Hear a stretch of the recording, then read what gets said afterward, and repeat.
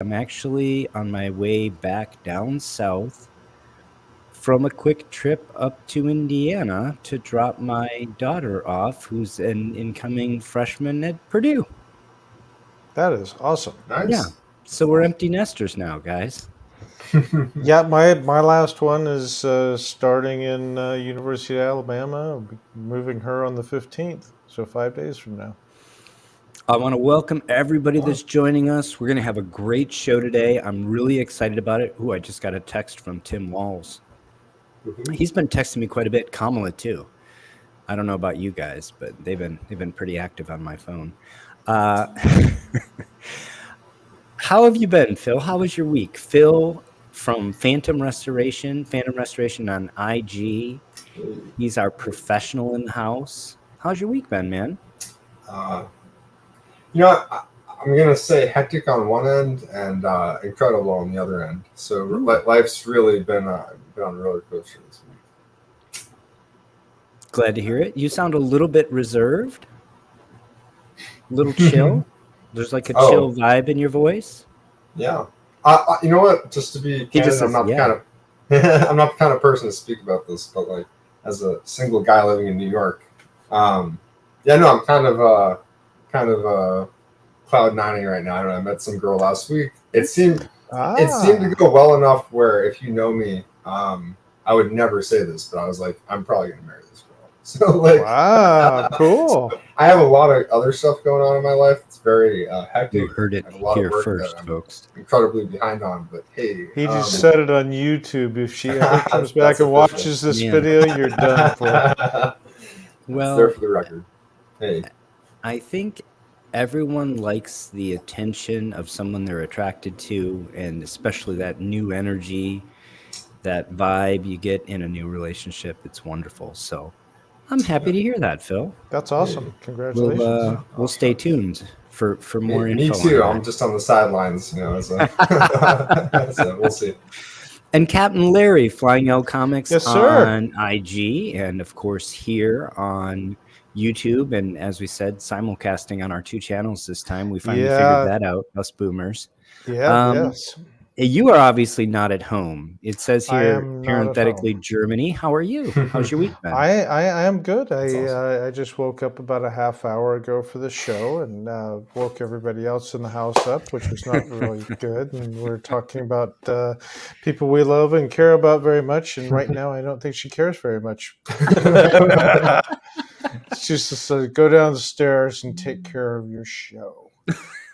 Well, me and Paul. At least she called it a show.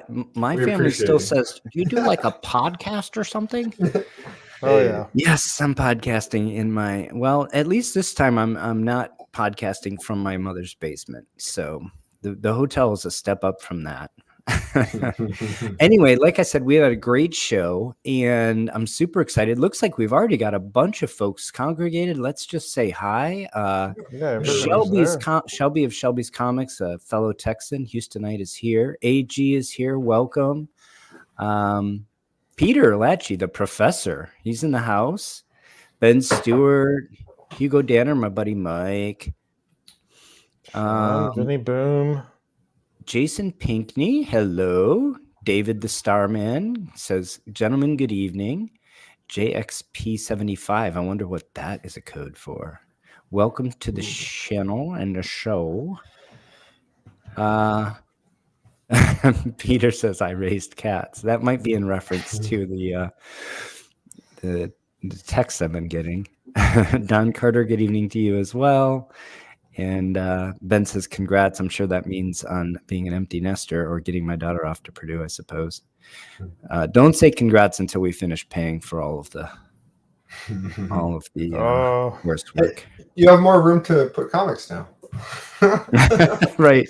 You're sorry, dear. You don't have a room anymore. Yeah. Don Freeling says, hi, guys. And Vinny Boomba says, hey, y'all. Hey. And Peter, the professor, says, he's happy for you, Phil, as are we all. Oh, shucks. All right. Yes. So we're going to open with a segment as we normally do, fair market value of either conserved or restored comic books. I've got a big one that I'm excited to talk about. The PBA auction that ended last week is the gift that keeps giving. We're going to be mining that one for a while. There were just so many. There were, I think there were five-figure comic books that were restored in that auction. That's great. We're going to talk about one today that's a personal favorite of mine, and update on a few other things. And then we're going to have a segment that I'm really excited about from Captain Larry, and this is something I think will be instructional for a lot of people. Mm-hmm. It's a book that Captain Larry got back from CGC in a purple label, and he didn't feel it should be in a purple label. So we're going to talk about what he did about it, how we approached CGC, and what the results of that conversation were. And you're definitely not going to want to miss that. And then we're going to finish up with a segment from Phil and a full conservation on a book from start to finish, assessment, all the work that was done, the final results, and the final CGC grade. I think you're going to really love that one. It's a Schomburg cover, War Era Golden Age. So that's our show in a nutshell, and let's just jump into it here with this book. Sweet, amazing. I love that cover. What are restored comic books worth? Yeah, this is a E. Hibbard cover. I mean, I do wish Wonder Woman was on the cover, but nevertheless, obviously very famous. This is, funny enough, this is also the issue of All-Star where Dr. Midnight and Starman joined the team. So there's kind of a lot going on in this issue. It's, people who are longtime viewers of the channel know how I feel about All-Star Comics and how I'm hunting them. And if you've been on the channel this week, you noticed I acquired another issue for my collection. I'm approaching 50% of the Golden Age All-Star run, which is 57 issues, and almost all of them are 7.0 or higher. So yeah, quite the feat. Yeah, it's tough now to find books, guys. It's getting more difficult, but I have a few more. Yeah. I have a few more that some more videos that'll be coming up soon. But let's talk about this book. I do want to mention again, PBA Galleries. This is the auction where this book and last week's book and a few others that will be upcoming.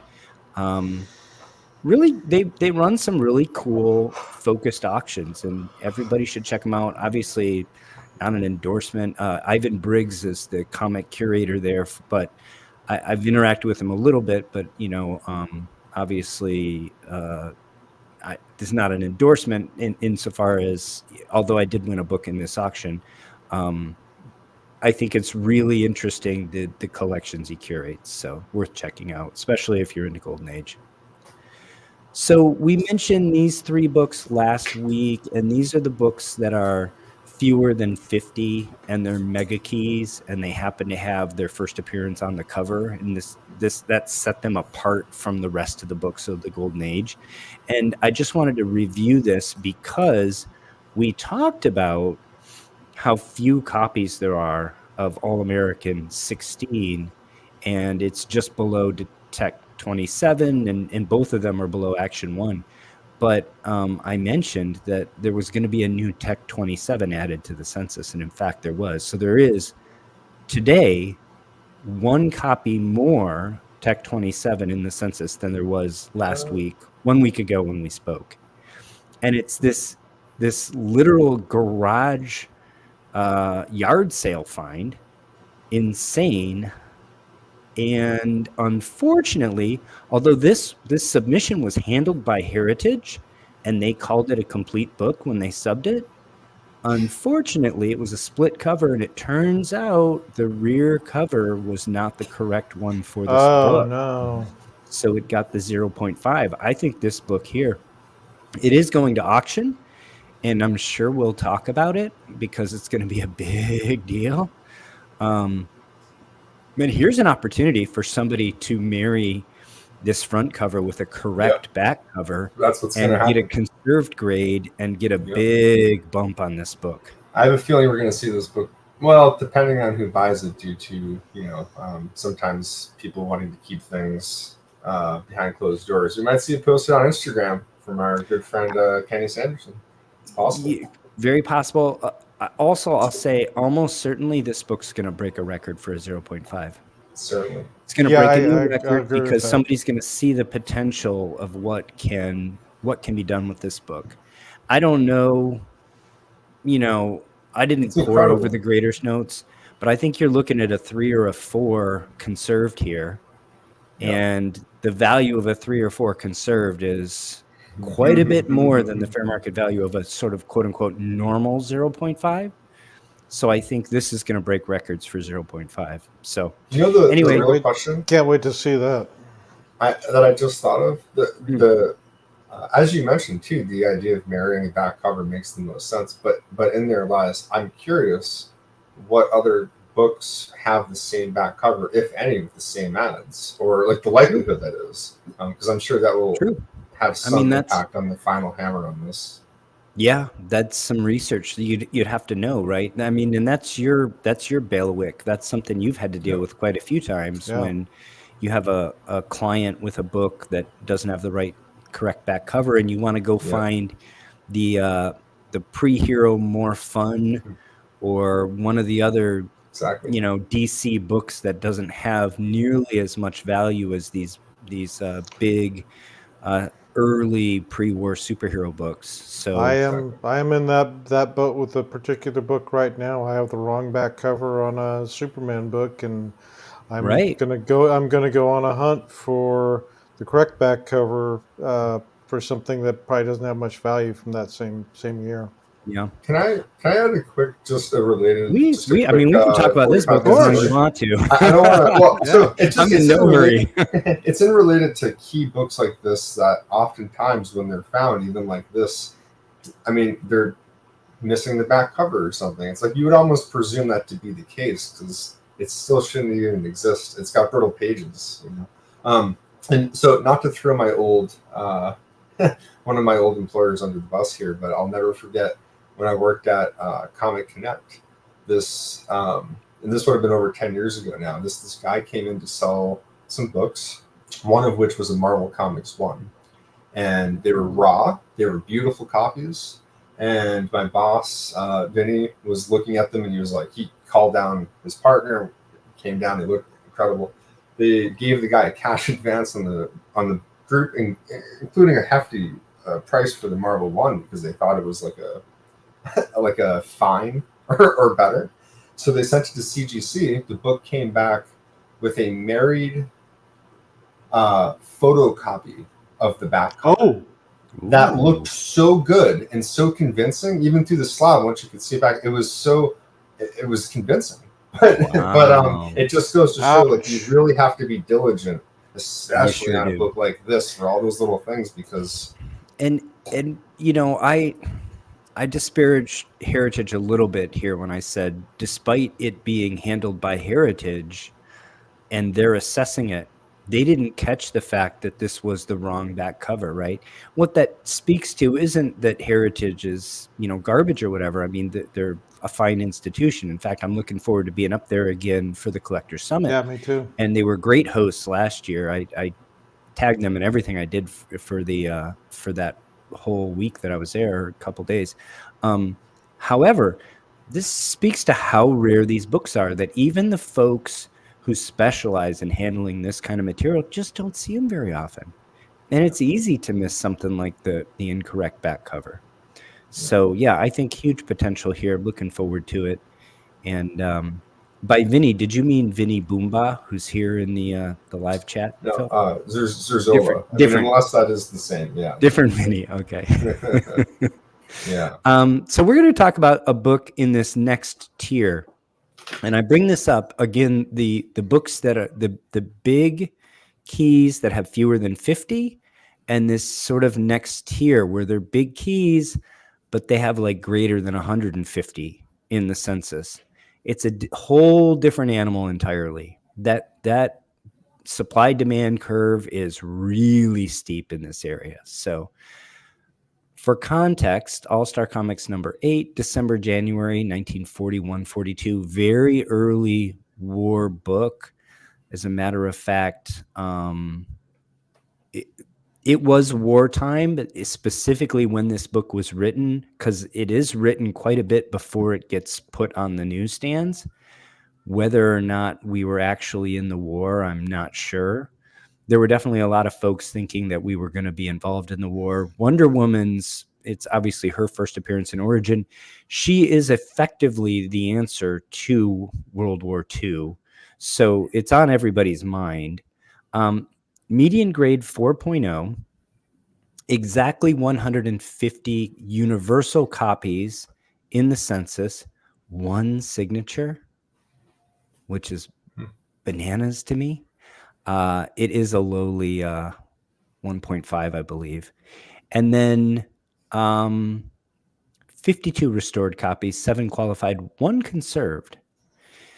The fair market value on this book has fluctuated a little bit. It obviously peaked, the popularity of the Gal Gadot movies, and also the run-up of all collectibles that happened during the pandemic with the huge rise in Bitcoin, etc., has impacted the value a bit. But effectively in these lower grades, you're looking at approximately 10 grand per point, actually a little bit more than that. So the high watermark for a CGC Universal 4.5 was actually 57,000. And that was paid a few years back. Today, Go Collect estimates the value at 50,000. So again, we're right at about $10,000 per point in this book, in these lower grades. Of course, It starts to go nonlinear when you get into the rare air, the really high grade books. But notice here that I'm showing you this aggregate chart. And last week, when we talked about one of the books that had we talked about All-Star 16, where we have fewer than 50 in the census. I couldn't do this because they just don't trade hands. Books in this tier where there's 150 of them out there, these books are actually available. I mean, you have to mortgage a house, perhaps, to pay for one. But right now, like, let's just say I have an Amex Platinum card. I could own 5 of these by the end of the day, right? Yep. They're out there. Yep. They're in the marketplace. So that's kind of interesting. I wanted to talk about the last 4.5 Universal that sold for 2 reasons. One, it actually sold within the last year, or maybe just a little bit over that, but certainly the last 18 months. And also, it's an interesting book. So notice it's in the magazine. I did notice that, case, which I think is a huge turnoff for a lot of collectors. And oddly enough, it doesn't even have a terrible spine roll, but it was miscut. Yeah, and it's so size. Between a moderate spine roll and a miscut, it ends up in the magazine holder. I think this held it back big time, guys. Yeah. If you can fix that, get back into a normal size case. So off-white pages on this one, miswrap cover, reader's crease, right center back cover, staple detached bottom of cover, staple detached top of centerfold, staple weak bottom of centerfold, tape pages 33, tear left top of front cover, tear with crease top of front cover, wear right center of interior, moderate cover tanning, multiple crease left top of back cover, breaks color, small piece out left center of back cover. These are the most comprehensive notes I've ever seen on a book, I think. Yeah, I agree. Yeah, but tape pages means there's 33 of the 68, or really 64, not counting the cover, pages have tape on them. I think it means page 33, not necessarily 33 pages of tape. Tape pages. Tape pages. I think S is part of the, like when they're selecting the note. I think that specific note has the S there just in case there's extra numbers, but it's also there just because it can be singular, not necessarily. I would defer to you. You have more experience with In my experience, that's what that means. But I often just see something that says like tape interior. Or they actually they use the word wrap. So yeah. So this is why I thought tape pages 33 meant 33 pages were taped. No. Nevertheless, it's extensive tape at that point too. It would be, right? Yeah. Nevertheless, this book here presents pretty well, and I think despite all of the grader's notes, it presents well, and so this is why you see it in the 4.5, right? Yep. JXP75 said it is just page 33. That's probably JX's book. So thanks for confirming that. Appreciate it. It sold for $43,200 January 12th of 2023. So again, within the last 18 months, I think that this was a little bit under the money because of the magazine holder. This is why Go Collect has it at Touche. I got 5 of those. Hey, you said if you want to go out, you got your Amex, you can get them. So I guess JX. Right. Yeah, we'll got Amex Platinum. He just we'll support you. Yeah, we'll support you at your divorce hearing. I think this magazine case held this book back. I think Go Collect has the temperature of the market closer to 50. I would tend to agree. This book is probably 45 to 50 grand if you can just get it in a regular CGC Golden Age holder. It's kind of, it's kind of, I don't know. I guess it's an opportunity for the buyer. There's no guarantee too, because sometimes in my experience, sometimes these books, it doesn't matter what you do, the cut and size of the book, it's never going to fit. And really, that means you should just try to sell it raw and just be like, I'm not trying to promote anything, but it really just means the book kind of has a scarlet letter just because it was unfortunately printed slightly bigger. It's, I'd rather have it in a case like this and have it smashed into one that should fit. Fair enough. The pages crunched. Yeah, absolutely. For me, I would. I've got one back recently that had it should have gone probably into a magazine holder. Yeah. Oh. It got crushed on the edges. That's unfortunate. I think Jerry had one like that too. So. Wow. I've had that happen. Yeah. Let's say hi to Adrift, who says, is restoration becoming more popular? And if so, will low-grade books like these continue to climb in price because of their potential for repair? Great question. Mm-hmm. I don't know if they're becoming more popular. I think conservation is becoming more popular. With the rise in conservation, you're getting more folks who are considering restoration removal. And so you're seeing the tide lift some of these restored books that have potential to be conserved down the road. I think that's happening.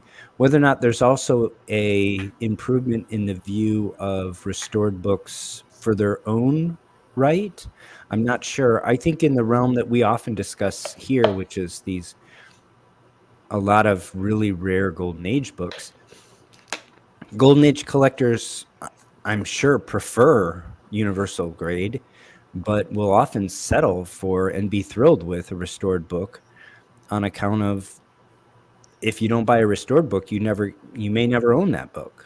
My personal copy of All-Star 3 is a restored copy, and I bought it because it presents beautifully, and for the money, I thought I would have a dog-eaten All-Star 3, if that, for the same money. So in my estimation, some of the time I think it's the right way to go, the purple label. There are obviously deep discounts. Vulu says that's a lot of notes. Thanks for joining, Vulu. Haven't seen that one. Aaron Conyers says, what's up, guys? All-Star Comics 8 is what's up. So here's our restored copy. It also presents quite well for a 4.5. Yeah, I like that cover. Isn't it nice? Yeah.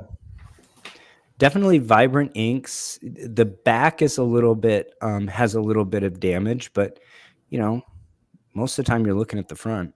I don't know, how many people are spending a lot of time staring at the ads, but I somewhat ironically, so cream to off-white, so not quite as nice paper quality as the other one.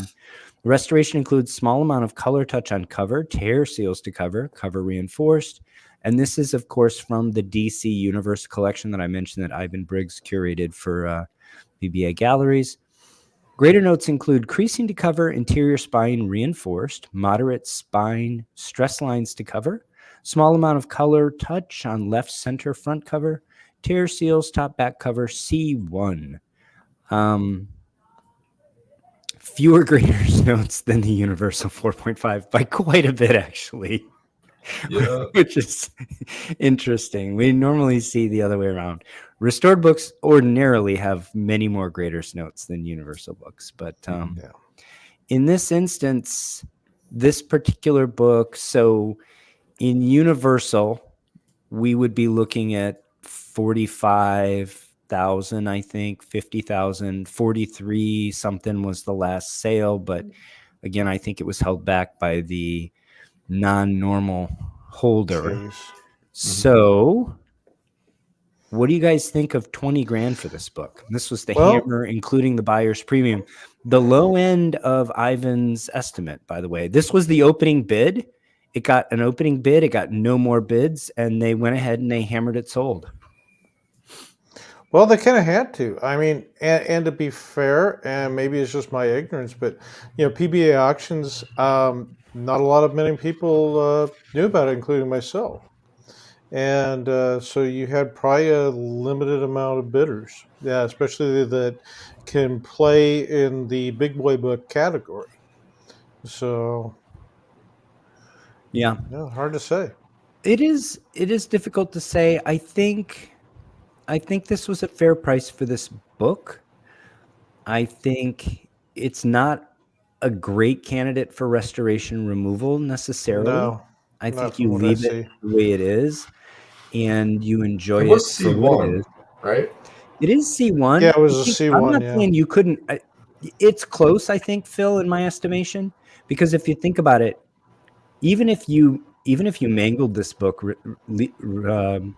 removing the restoration, and you end up with a 2 is worth 20 grand. That's part of the exact. That's where I was thinking. If you even mildly mangle it and you get a 3, you've probably have some financial incentive to do the restoration removal. On the other hand, factor here. The swing factor here is what the color touch would look like once it's removed. That is how much color touch is there? Yep, exactly. How much is actually there? That said, this one presents so well, and it had a number of restoration things done to it. I think it should be enjoyed the way it is. That doesn't mean there isn't some financial potential for somebody to do restoration removal on it. Yeah. I just don't. It wouldn't be the direction I would want to go with this particular book. Understandable. Yeah. I think I would leave it. Yeah, and I think so. So here we are at 20 grand, a little less than half of the universal value. To your point, Captain, I definitely have seen people buy books in the PBA auctions and immediately list them either on eBay or on Comic Connect or one of the other, sort of dedicated comic websites for 50% premium over what they just paid for it. I've seen it multiple times. I think it's a business model that certain people are engaging in. Well, I just a couple of my books that I just caught it yesterday that sold at Heritage were advertised on in eBay. I go, wait, that's my book. Yeah. Oh, absolutely. and they were for significantly more money than often sold for. It's often double. Yeah, I've seen it many. There was an All-Star book. I think it was a copy of number 7 in relatively high grade. That's actually incidentally the first time Superman and Batman appeared together in a comic. Yep. And somebody wanted on Heritage for like 1,700 and immediately went to eBay and listed it for 3,800, and it's just sitting there. It's been there now for half a year, right? But that's a common model for some folks in our hobby. JXP75 says, agree the lower grade and restored are how I collect. It makes it affordable. I can focus on just the display potential of the book. He's got some other comments here. All prices are falling. It's not just one area. I think that's true generally. I think Golden Age is doing pretty well. Some Golden Age books are breaking records. In fact, a fair number of them are. I think the problem with this particular book and why the upside is limited from here is you had a couple of really great movies with Gal Gadot and maybe one stinker, depending on what you feel about that book or about that movie, but you're unlikely to go up from here on that front. And I think that's what this book will suffer from. You don't really have a lot of new buyers. And as we talked about, the inventory is not super thin for this book, being 150 universal copies and over 200 total copies. So COVID era increase is officially over. I think that is true. Yep. And I don't know, guys. Well, I have an opinion on that, Paul, but I don't know if it's. What are your thoughts regarding the Matt and Emily Myers incident? How does CGC's identify that high level of restoration forward? I actually know very little about this, so I don't have an opinion. I generally tend to think the courts are not like corrupt, so they probably are coming to the correct decisions, but I'm completely uninformed about this specific case, and so I don't really have an opinion, but I don't know if either of you do. Well, the detail of the work that they do, especially right down to the dot matrix in the printing and fixing that is, I would go insane trying to do that kind of work by hand. But I don't. Yeah, it's kind of like that's a hard read. I mean, how do you approach that? It's still color touch, period. But it's so good that you can't tell. So it's still color touch to me. So you're adding to the paper. So I don't know how to accurately go after things. They succeeded in their lawsuit, but I don't have an opinion on that one either. CGC is going to appeal. As a matter of fact, CGC already won this lawsuit once. They already got it dismissed once. Then they lost it. Yep. I think it seems like when I've seen other things that go flip-flopping like this, they've got a good chance of winning on appeal as well. So I don't think the story is over here yet, but we'll see. Yeah. I think you said you had an opinion. Were you talking about this, Phil, or something else? Yeah. Do you want to share your opinion? I think, I mean, just for those unaware, just like the real short, these people do the most professional work on comics, really on like a microscopic level. I mean, when you look at the work, basically what happened was CGC said, we can't grade your books because we can't see where the original of the book starts and the work that you've done, like where it intersects. So they were, and I don't want to speak for CGC, but they were afraid because that's the issue is I think their work is so good that it raised for the first time part of the real issue with a third-party grading company ascribing a specific grade to the book. It just kind of complicated the technical aspect of it. Right. And really, I don't think that there's a right answer or a wrong answer. It's just they do such good work that again, you can't tell what's original and what's not. So it's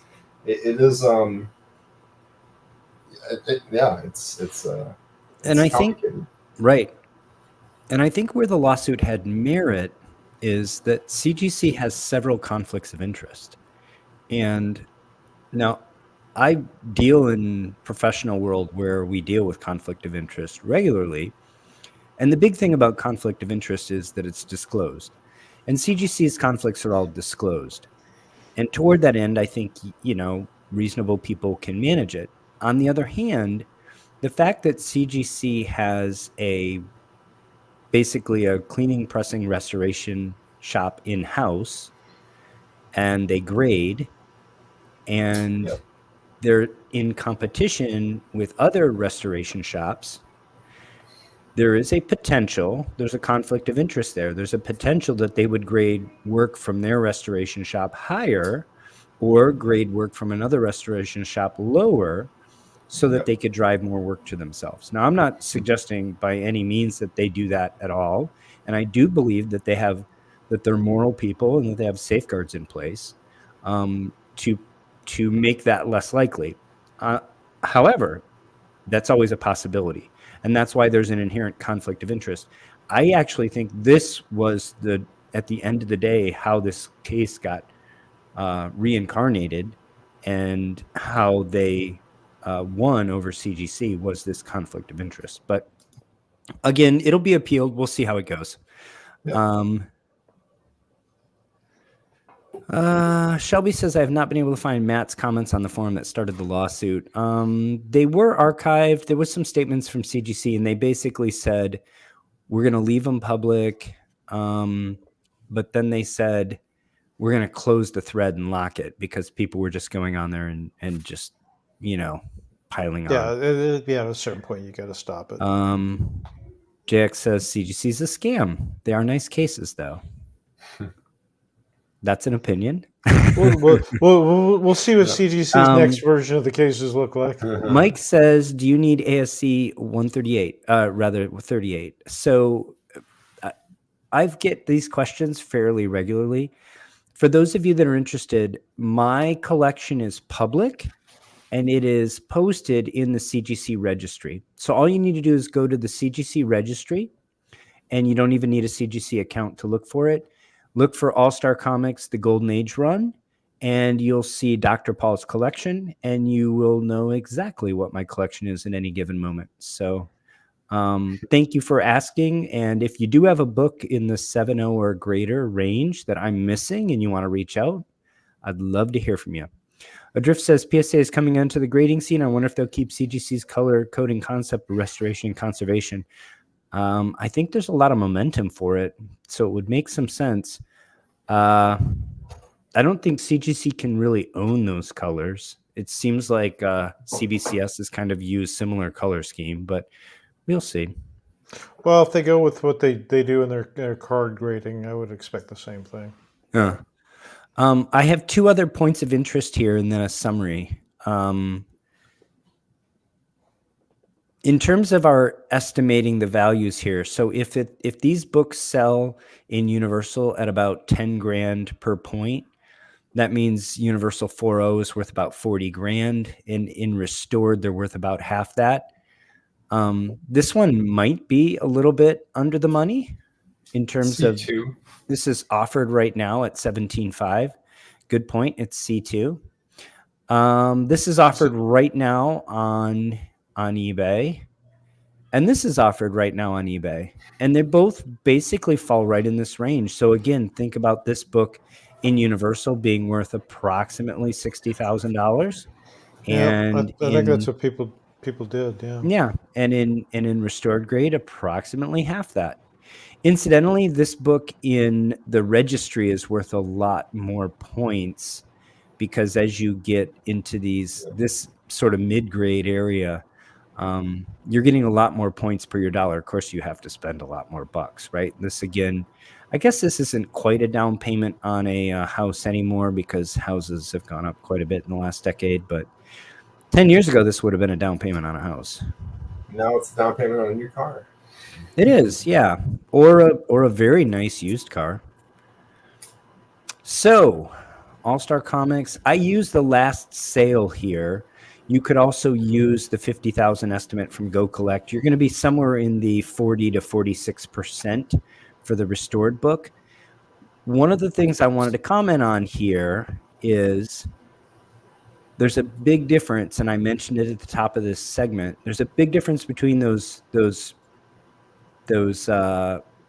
really important Golden Age books with fewer than 50 in the census and those really important Golden Age books with 150 or more in the census, in that there's just, when we look at the real rarities, this gap is a lot smaller. You don't see the restored books going for half. You see them going for 2/3, close to 100%. We've even seen them exceed what the last sale in Universal is. But when you get to these books where there's 150 of them out there, or even more, when you look at the total census, you're looking at over 200 of this book. People start to be just a little bit pickier. Like I said, right now there's 5 of these on the marketplace in any given moment, and you can pick and choose, and that opens this gap up between Universal and Restored a bit more. So. And fair market value of All-Star Comics number 8 actually appears pretty stable at the end of the day. Go Collect has it in 4.5 at 50 grand today. The world record for it was 57. And we saw a book that is in a magazine holder at 43. Yeah, that's a bit of a pullback, but actually compared to a lot of other collectibles and a lot of other assets, that's pretty stable all in all. Yeah. So those are my takeaways. What do you guys think? Oops. Well, I'll go here. Yeah, there you go. Yeah, the pricing. Yeah, I agree with you on the census makes a big difference.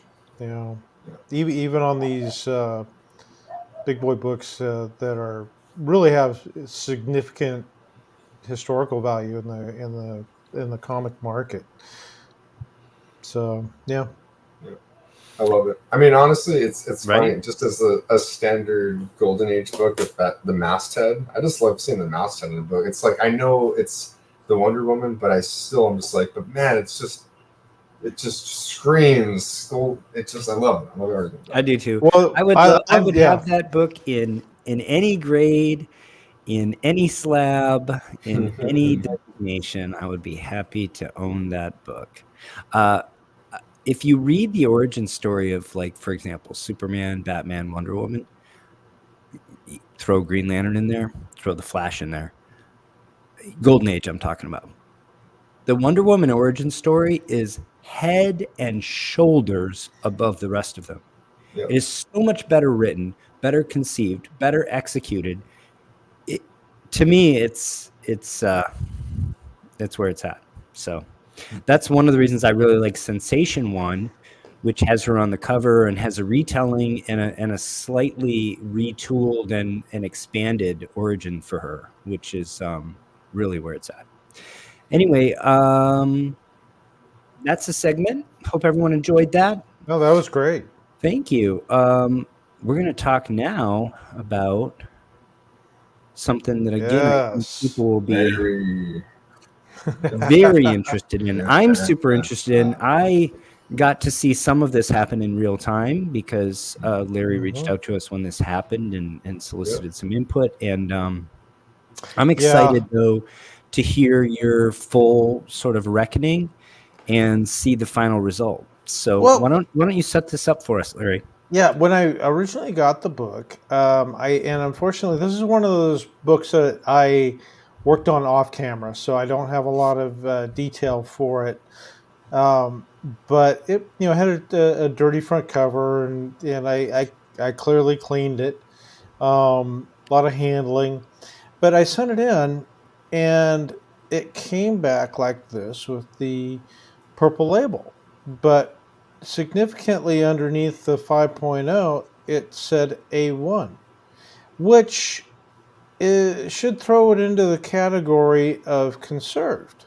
Right. And so for those, we've talked about this before, but for those of you that don't know, ABC are the categories for the quality of the work, A being the finest quality. And then 1, 2, 3, 4, 5 are the categories for the quantity of work, 1 being the least. A1, unless very specific kinds of work were done, is qualified for conservation label rather than restored label. Yeah.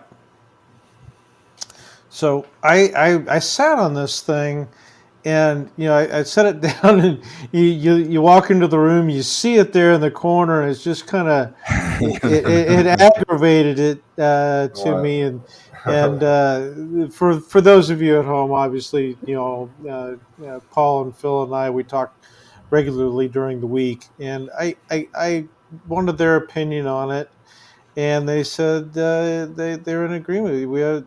It should be conserved. And so finally, I reached out. I contacted CGC. I went through the customer service and said, "Hey, Larry, I've got this book. Do you want me to do next slide? Yeah. Go ahead. Might be getting a little bit ahead of the story. Yeah, we might be getting ahead of the story here. All right. So go ahead. I think so here's this the background. Here's the original, and the purchase price and the throwdown on it. So it's a 4.0 raw from Heritage that you pay $288 with the buyer's premium. So you're looking at a little bit over $300 as your. And here's the work you did and some of the defects that it had. Yeah. So I did my normal cleaning regime on this book. I did a full, the dry cleaning first to get all the dirt off. Then the book was disassembled. We did a wet cleaning, blue light treatment. There were tear seals that needed to be taken care of, which I did, and doing a normal conservation, staying in those guidelines. So we did the wheat paste on the cover and the methyl cellulose to the interior.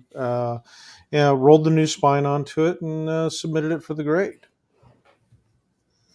So, looking at this book, priced out, we used a 4.0 for reference, 260 using the algorithm, and there was really no sales of this book in the last 5 years. So it's kind of hard to gauge. So that's a vote of confidence in Heritage grading when you're willing to pay the slabbed price for the raw book that they grade. Yeah.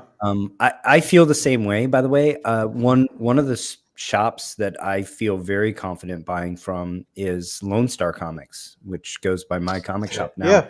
I find regularly that they grade so conservatively that if I buy a 5.0 from them and I do nothing and sub it to CGC, it will often come back as a 6.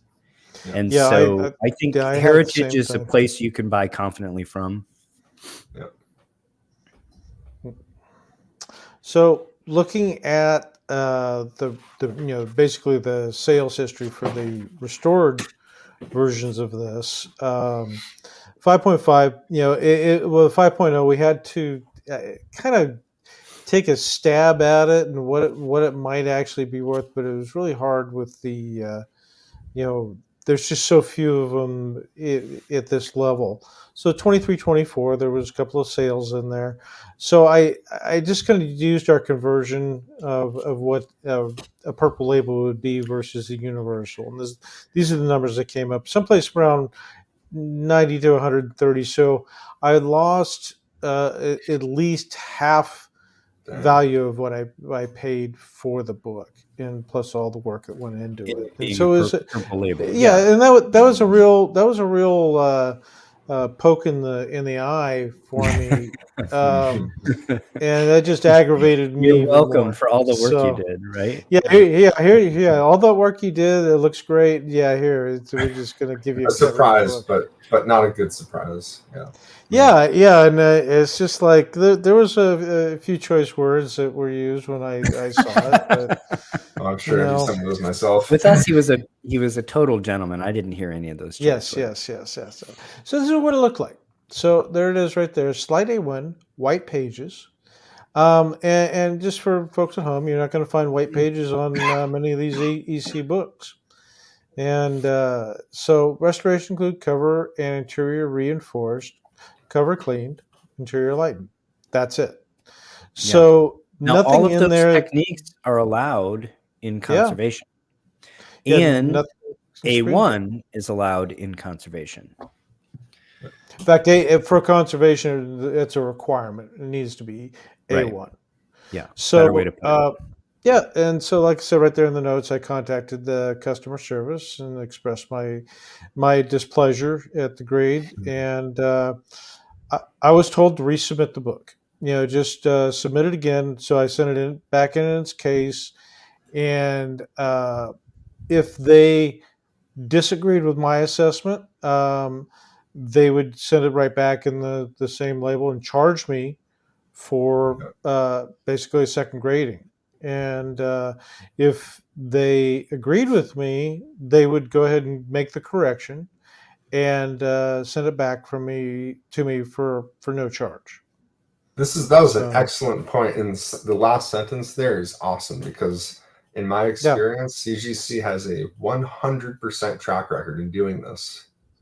yeah. So that's to say that when they've made a mistake, they've stood by and corrected it at their expense every single time that I've submitted a book like this. And I was able to maintain a single point of contact at CGC customer service dealing with this book. So from the time they received Nice. it was carried through, and and it was annoyed. So, but yeah, It was go ahead. annoyed.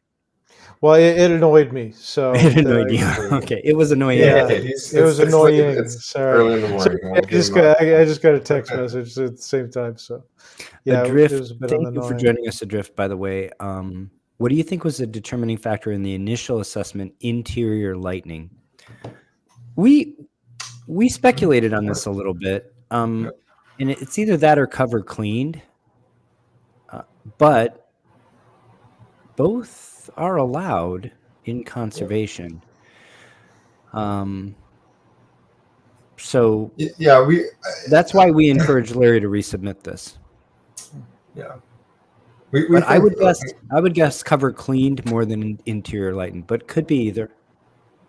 Almost certainly one of those two things. Are we? Do we want a drum roll? Are we ready?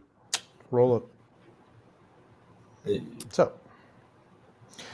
So for those that not only the change, for those that didn't see it, look at that! Congratulations, Larry. Thank you, sir. I love this story. Justice. That's the justice. So resubbed, conserved now, and a half-point bump. The new team got the message. Cover and interior reinforced, cover cleaned, interior lightened. Same notes. Yeah. So all they did was make an adjustment in the grade for the purple label. Yeah. That's the change. Wonderful results. And I'm really glad that we can show when the system works. And as Phil said, being a professional working in this field, you have to interact with CGC. And if you interact with them professionally, and if you have a good case, you often will get a resolution that works. Not always, because again, they're humans. Not to be blunt, but well, I don't know what you mean by very strange, but really this is just a testament to this happens. And like Larry knows, Paul knows, and I know that like if you're doing work on books, the margin of error is there for them to make mistakes. But the moral of this is that as long as you're you're certain of the quality of your work, like Larry is, and we are certain of his work, then CGC will stand by and correct your mistake. Right. You have to. It's annoying. It's annoying, not strange, really. But it that's part of the responsibility of us doing this work is knowing that stuff like this will happen and can happen. Right.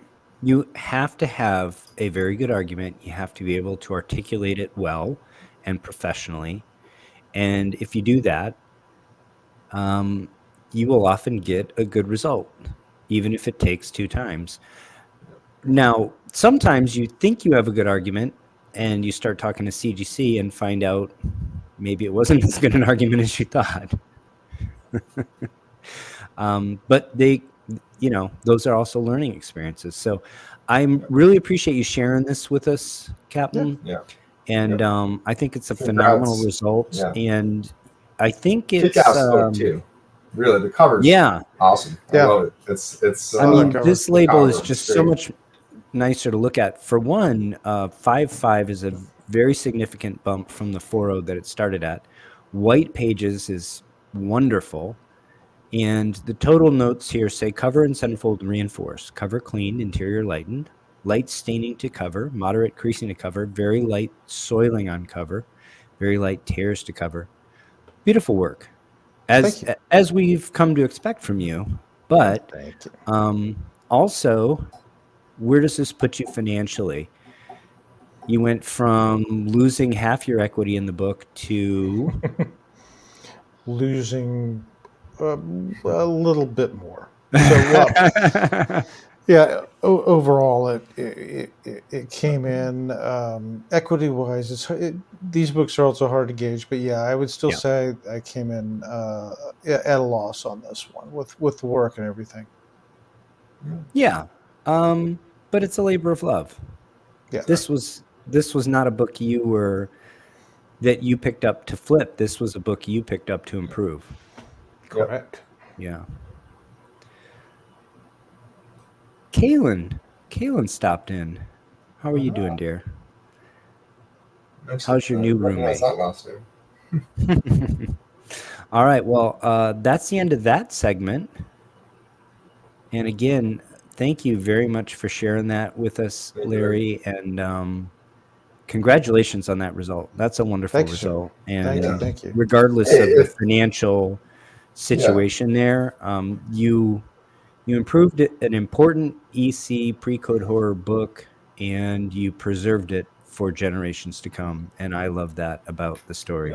So let's move on to our last segment. And this is an especially fun one.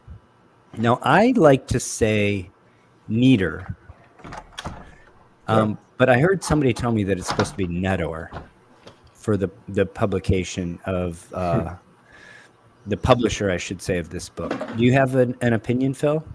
Collectors you talk to? Nedor. Yeah, Neater. Yeah.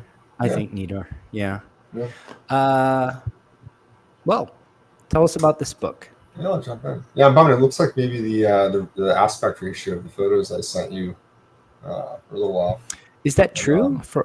No, I think you had this one hanging off like that, or it was shifted, perhaps.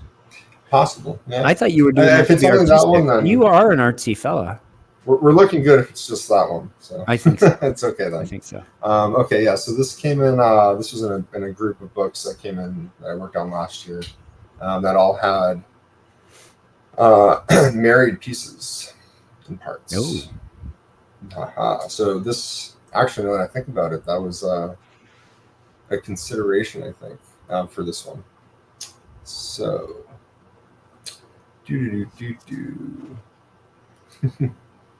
okay, so Nedor, as we were talking about, this was published in October 1943. So this book is over 80 years old now. And the work that was performed, there was tape on the cover. There was a small piece reattached to the cover. And in this photo here on the left, you can see the piece missing there. That was part where the tape was originally. So I don't have a ton of comprehensive photos of this, but I have enough to kind of tell the story. Mm-hmm. And then, so this is kind of jumping around a little bit first, because I'm talking about the work that I did prior to removing the tape. Yeah. Let's talk about this book a little bit more before we get into the work. America's Best Comics, it's a Neater publication. For those that don't know, this publishing house actually had a lot of comic books on the stands in the early golden age and into the war period. They disappeared quickly after, and eventually all these properties entered into the public domain. They had several anthologies, just like Marvel and DC did, or National and Timely, as they were called at the time. And then a few of their characters had their own titles, actually, like the fellow with the crossbones on his chest here had his own title. Black Terror. The Black Terror. Thank you. I did a series on America's Best Comics number 12, and I conserved a book that I purchased. It was a restored book that I bought for, I think, around $150, and I did the restoration removal and conserved it and subbed it. There's a whole series on my channel. The reason I bring this up, though, is this is a great way to get into Golden Age books. The Neater publications, because they didn't continue, the demand for these is a little bit lower. And, you know, like I said, I got into a Golden Age comic book with an Alex Schomburg cover. Now, if you were trying to find it, Alex Schomburg is beloved among Golden Age collectors.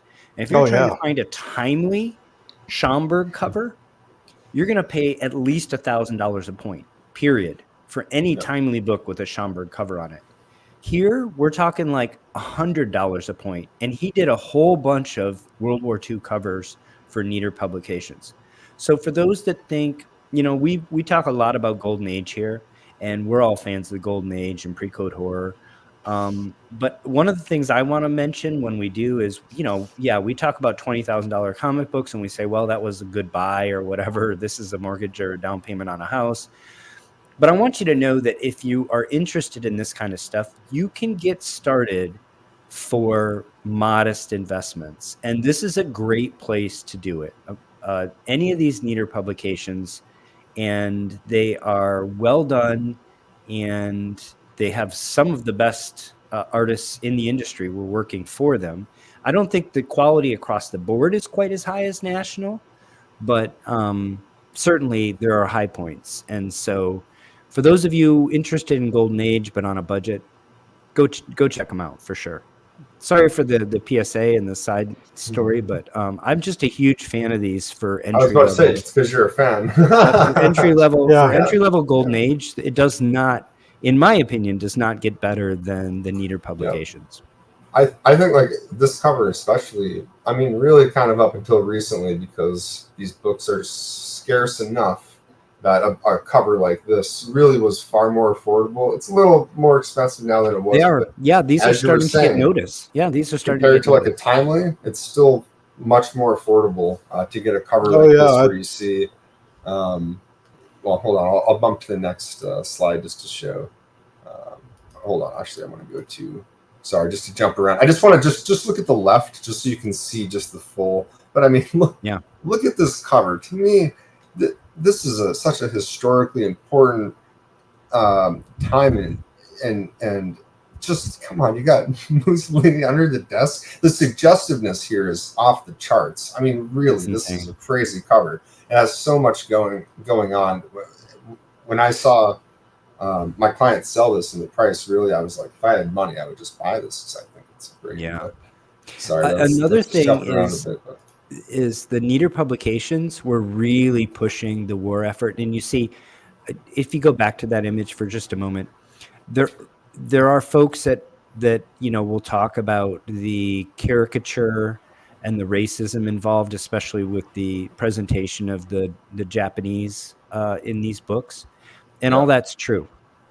Mm-hmm. One of the things in the Neater publications that sets them even above the most nationalistic of the titles from National and Timely at the time, they really pushed America. War bonds on almost every page of the book, and you know, supporting our heroes, supporting our guys and our war fighters. These books especially, you know, I break the Golden Age down into three eras: the pre-war, the war era, and then the post-war or atomic age.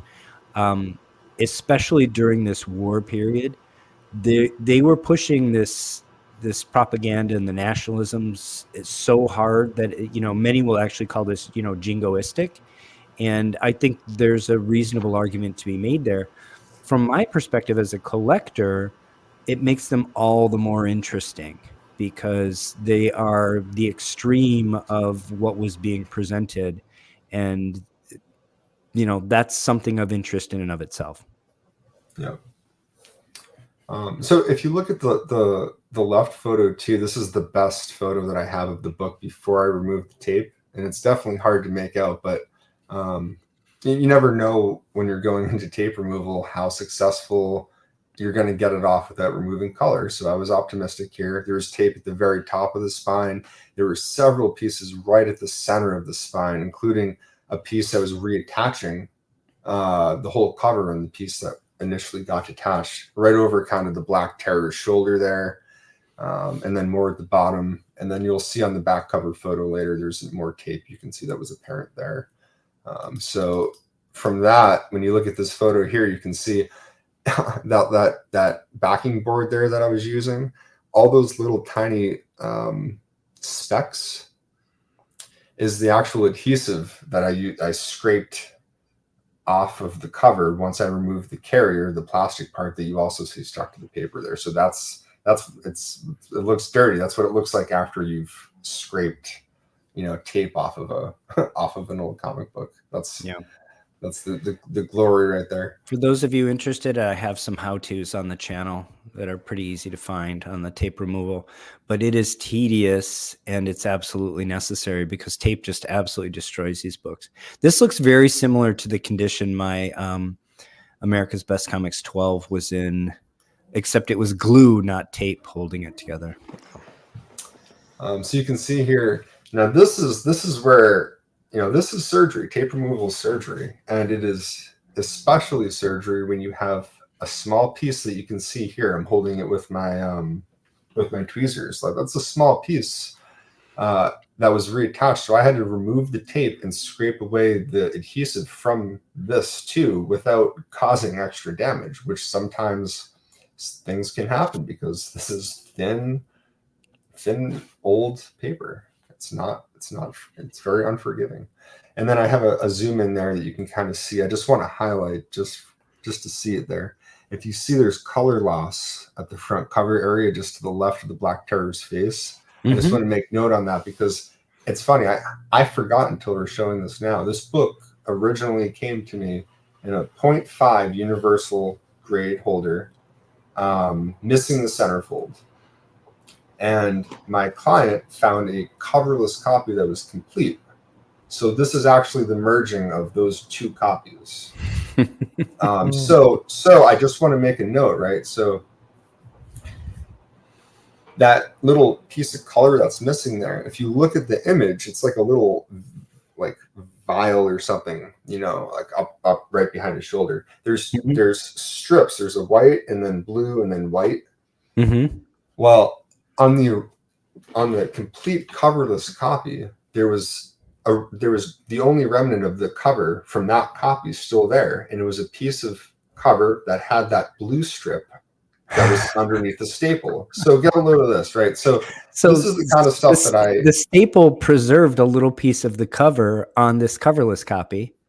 On the coverless. So I had it and I took it out and I was like, I'm just going to put this to the side just because maybe I can do something with it once I'm getting the book back together, because I've tried to see kind of how far I'm conserving the book anyway. If I can take new old stock surface color from the original, why not use it in place where, of missing color there. So that's just a side note there. Jason Pinkney says, what do you scrape with, Phil? Thanks for the question, Jason. The adhesive, I just use, it's really no secret, I just use a dull curved X-Acto blade. That's it. Or sometimes I use my micro spatula too. It depends. I will say if you look at videos of Kenny Sanderson, he will use one of these eraser shields. Yeah. And it has a lip. One side has a little bit of a those are stamped, so it's the side that was down when they stamped it. Yeah. So what that's able to do is catch a little bit more of the adhesive without causing damage to the paper. It's not a way that I'm as comfortable maybe as Kenny is doing, but it's obviously another way to do it. There's multiple things. A plastic razor blade works well. I use some scrapers, some plastic scrapers. And Adrift says, does Phil have his own YouTube channel? The answer is not yet. Not yet. Yeah, not yet. So to be continued with that. So The so the coverless copy was in really nice shape. It just had the first few wraps. You can see were kind of cleanly detached. All the paper was there, which was nice. So you can see on the photo there on the right, if you know what to look for if you're looking right in the center of the photo there, you can see those panels on the left. Just to the right of those panels, you can see the hue is a little whiter because I've used some mending tissue on the inside of those pages to just seal the tears that were there, because all the paper's there.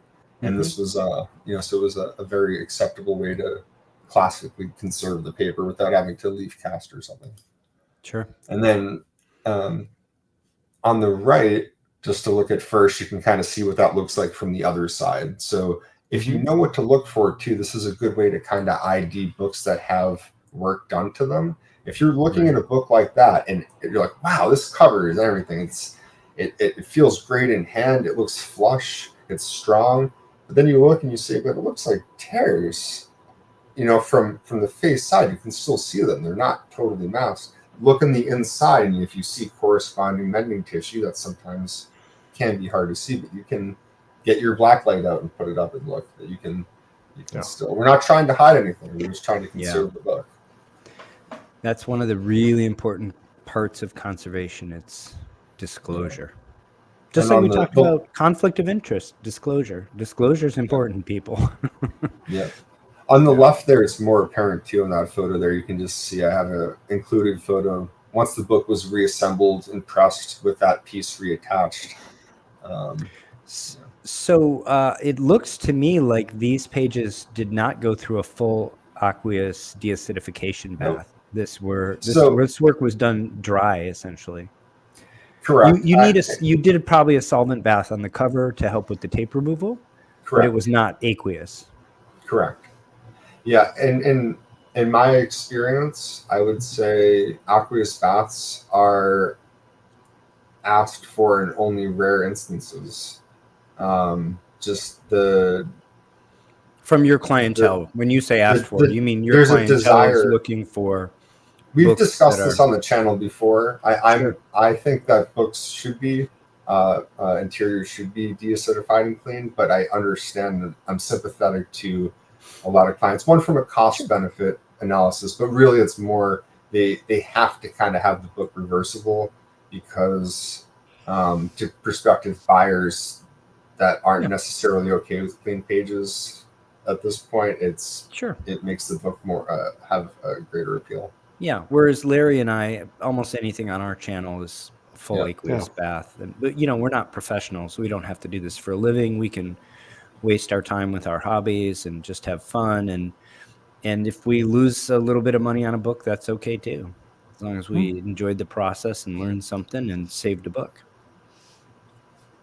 Wow, what a difference. I know we've already seen this, but results are I wanted to save my reaction for now. What an incredible difference. I mean, it almost doesn't look like the same book, right? I know that's very cliche to say, but great transformation. I'll admit, this is one too. There was a lot of creases in the cover and everything, and once this one was pressed down in hand, you're like, this is such a solid book for a single staple book too. And then so just to circle back to that point I made earlier, right? Look at that after photo, and now look at that little vial behind the Black Terror. Now, in the original photo, that blue strip was missing, but somehow there's a blue strip there. Where'd Phil get that from? Well, I took it from the blue strip that was along the spine underneath the staple from the coverless copy, and I married it to the spot just to the right of it because I didn't want to throw it out. It looks good enough. It looks like it should, right? Yeah, absolutely. I think it's new old stock parts to the extreme. Oh yeah, absolutely phenomenal. And I also just want to call attention to, if you look on the bottom right overneath, and forgive I might butcher it, Hirohito. So over his shoulder, it was almost a detached piece. You can see it's almost a perfect semicircle. It was a tear. And a lot of it was a lap tear. So you look in the after, I mean, you almost don't even see some of the tear. I pride myself on those little details all add up. That color there, getting that tear, the lap tear back without disturbing the color, which could be easier said than done. Yeah. I love these. Can we stay there just for one more minute? Oh, yeah. I mentioned that there are several anthologies, and then the Black Terror had his own book. Most of the time, these anthologies did not have all the heroes together on the cover. There are actually very few issues that have them all on the cover. I think the ones that do are great. This one is especially good because you have the Axes of Evil as well. Mm-hmm. But to see the Black Terror with Tom Strong and American Eagle and my personal favorite Pyroman all together with Schomburg and swastikas and the Rising Sun. It's such a badass cover. It really is. It really is phenomenal. And the really details too. Look at the plane in the trash can on the bottom left. Those are those things that Schomburg was just like the ultra detail guy before anybody else. But I also just want to make a note too. If you look at the photo on the left, that's the original book with the copy missing the centerfold, so the copy's incomplete. Now, if you look at the copy on the right, that's the cover of the left married to another copy. But I mean, if you look at it, you wouldn't even know it's different because in this rare example, because it is rare, the registration and the production cut of the two copies was incredibly close. Not only that, the placement of the staple was incredibly close. Yeah. So sometimes things align where it matches as well as we would want it to. That's the back cover. I wish I had taken nice scans. You can see even more of an improvement here, really. Yeah, and that color loss on the right too was already lost color that was there, aside from a little bit that the tape had already kind of eaten away at. But pretty typical for spine-ruled books from the Golden Age. The Nieder publications, one thing I will say in terms of conservation, they do not have nearly as robust paper or inks as the Nationals that I've worked on from the same period. Yep. So these are a little bit more difficult to work on. You have to really watch what you're doing. It's very easy to lose ink or paper quality here if you're not careful. Yeah. And then, I mean, you can just see too, just all those things add up. Just the dry cleaning itself and cleaning up dirt that would be in, you can't always do it very proficiently. The white areas are always easier to clean than colored areas, but you can see it really does make a difference. Trying to get some of that dirt out of those colored areas. Keep in mind, folks, this is not wet cleaned. This is just dry cleaned. Strictly dry cleaned. It does use a solvent, but a non-aqueous solvent for the. There's a slight color hue difference too, because the photo on the left has raking light as opposed to the scan. So there it is. What CGC said, and now the first thing you might notice is, Phil, you were transparent and you said that this was a 0.5 universal with that was married to another coverless copy, and it was. But as you can see by the registration and everything, and CGC graded the book they had in hand, looking at it as it sits, everything looked as it should. Nothing seemed out of the ordinary, and we weren't trying to deceive. It's just really, and this is one of those cases where I stand by this. I don't think there's anything devious about this. I think that it's a rare case of new old stock parts matching so perfectly.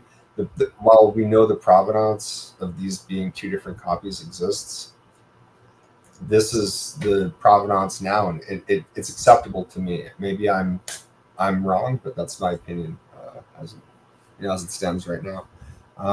So this is a case too. We know this is a nice looking book, but it does have technical defects that kept the grade down. But grader's notes, cover and interior reinforced, multiple crease cover breaks color, staining to cover, and then tear seals to the cover and tear seals to the spine. So, wonderful, beautiful result, beautiful preservation of a treasure from an era that has a lot to teach us about humanity and the world. And I'm really glad we have these pieces of history. And let's be frank, if we don't preserve them, they're not going to be here forever, right? Do you happen to know census on this is fewer than 10, right? I mean, this is geez. You're not gonna. It could be one of those. It's like there's 17. I wouldn't be surprised if there's more. I don't think so. But all right, I'm curious. Actually, somebody else look it up because I'm going to highlight a couple of comments. Vulu says, "You guys are surgeons." Thank you. I know that's not directed at me. That's directed at these folks doing the work here that was presented today. Thank you very much. JXP75 says, "What's the best way to remove a small dot of mud from a cover?" Depends.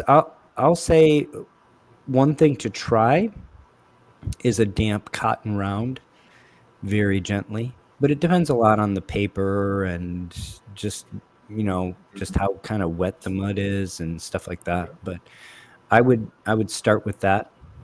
You guys have any other answer to that question?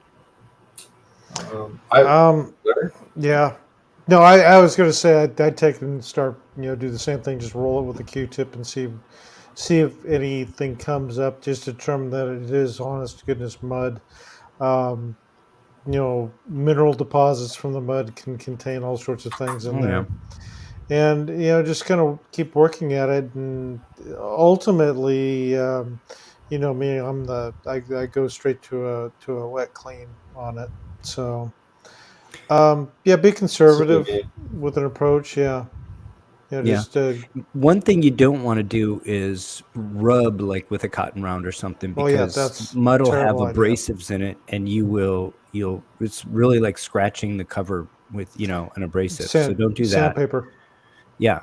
So try to lift it locally without sort of smearing or rubbing it around. And then there's a whole bunch of tools that I'll use to remove anything surface is the dull curved blade.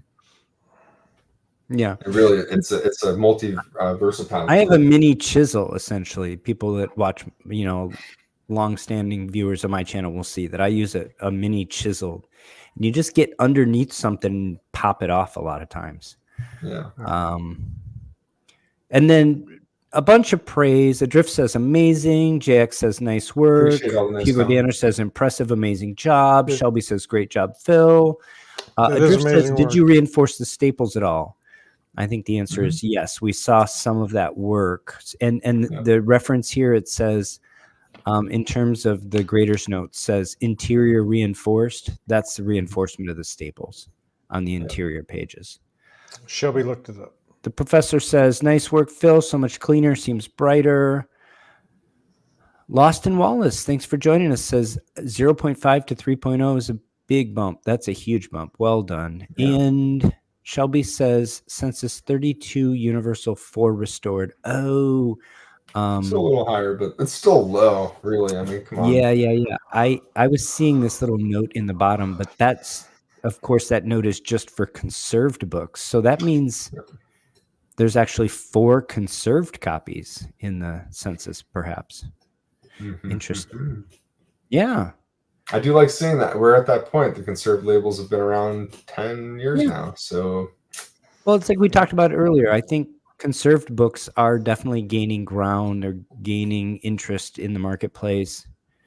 3 restored, 1 conserved. Is that how they put the census at CGC level?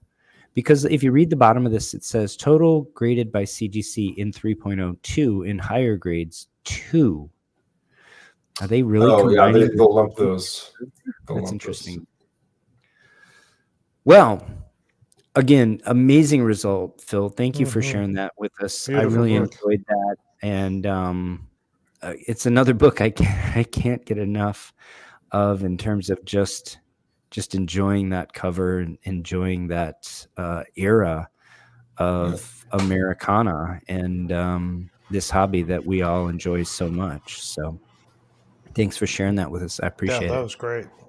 I really enjoyed your segment too, Larry. I think a lot of people I will be very interested in that, because I think just in our conservation community, or even just in the cleaning and pressing community, a lot of people get purple labels and are absolutely bewildered and gobsmacked. And they're like, I did exactly the same thing 100 times, and I got blue 88 and then I got purple 12 or whatever the number is, right?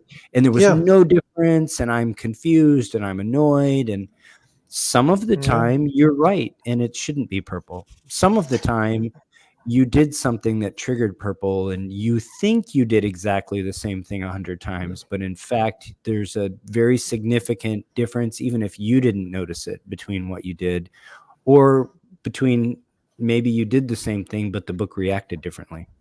Correct. Because it's in a different state. So you have to really know what you're doing, but when you do and you're confident and you approach CGC with, a good solid story, you can get the result that you want. So congratulations on that one. Just be professional in dealing with customer service, and don't scream at them and says, this is wrong. Say, okay, just look at it, just resubmit it and say, look, and I put a note in and said, I disagree with your assessment of the book, and these are my reasons, and the result speaks for itself. I mean, it came back with exactly the way I expected it. So awesome. Well, that is our show. I will remind everybody that if you did not get your fill of not Phil with 2 L's, but Phil, F-I-L-L. I see what you did there. Of comic book conservation content just from this 1 hour, 27-minute show, hop on over to Facebook, join us in the comic book conservation community. Very supportive, open crew and collaborative, and I think you'll have fun. You'll learn. Many of the viewers here on this show are members there and contribute quite a bit there, both in putting their own projects up and also in helping others. So we really appreciate all of the people in that community, and we really appreciate everybody that watches this video each week, whether you're watching it on demand or whether you're joining us here live. Of course, if you join us live, you get to chat with us, which is always fun. We can answer some of your questions and interact a little bit. I want to say thank you, in addition to the viewers, to my 2 co-hosts, Phil with 2 L's, Phantom Restoration, Captain Larry. Larry, will you be back in California next week? Yeah, I'll be back. We're going to travel back on Wednesday. So awesome. We'll be back next week. Well, I'll be back at my normal undisclosed location in the Texas Hill Country. So everybody have a great week. I hope you enjoyed the show. Thanks for joining us. And until next time, take care of one another. Okay, bye, everybody. Bye, everybody.